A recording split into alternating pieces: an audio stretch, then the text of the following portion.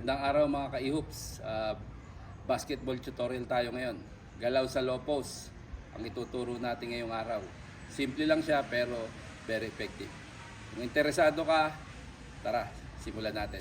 So, from the start, bola sa chest, open elbow, okay? Ipipil lang natin guys yung defense natin, okay? Ididig natin siya,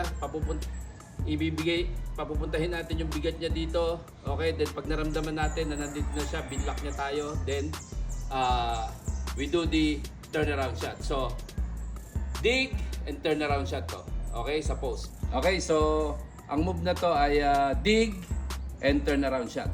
Okay, so ididig natin, raramdamin natin yung depensa natin. Dapat i-block niya tayo dito, then magte-turn around shot tayo. Okay, so ito siya ngayon, paggalaw natin, okay?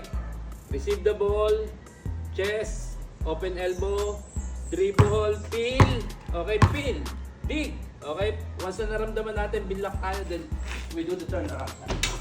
Okay, run natin ng full speed.